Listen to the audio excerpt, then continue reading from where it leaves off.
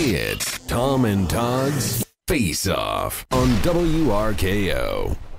Election week in Massachusetts. This will be the best face-off you have ever seen on WRKO.com. Not saying much. Charlie Baker, what happened? Wow, Charlie Baker, what happened? Well, the pollsters tell us it was a big gender gap.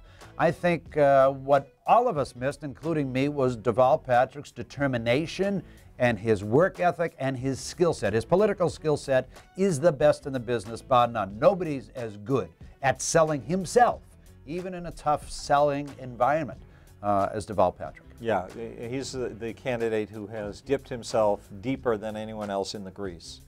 And he slips his way around, misstating reality and tricking voters. But at the same time, they did run a brilliant campaign, the sleazy crew that gets him reelected or elected. And Charlie Baker's campaign, not so great. What's the significance of the Republicans winning the House? Oh, it's hugely significant. It means, guess what, Barack Obama, you know that window that used to be open wide? Bang! Shut! Go away! Screw! We have no interest in your garbage anymore. And guess what? It's no surprise for Barack. He always knew this day was coming, and he's happy.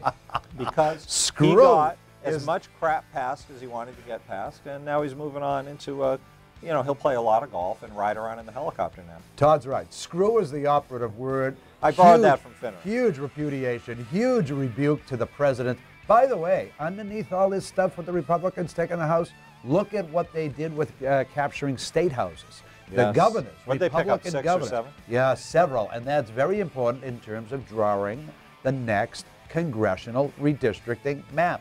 This is where a lot of political power for the future gets decided. Now, it's too bad that Harry Reid got reelected. It's too bad that Deval Patrick got reelected, because those two losses would have been devastating embarrassments to our miserable president. But the good news is his Senate seat, where he spent all of 2 years before he started running for president, his Senate seat went to the Republicans, and that's pretty embarrassing in the machine world of Chicago politics. I can make Todd even more aroused and excited just by telling him this. Somebody cover up the camera. Speaker Pelosi, no longer the Speaker. Ooh, it's former Nancy. Speaker Who gets her Pelosi. plane now? Say good night.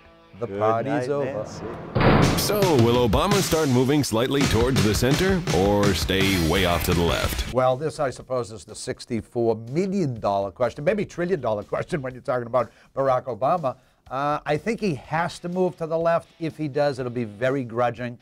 He's going to be getting hit from both sides. The left wing of the Democratic Party is completely insane. They're clinically insane, excuse me. They can't get over their clinical insanity, and they won't stop attacking, even though the country says, look, we want to be somewhere in that sensible center. That's what the country keeps saying. The left keeps going, having a temper tantrum. You know, Fidel Castro is sick.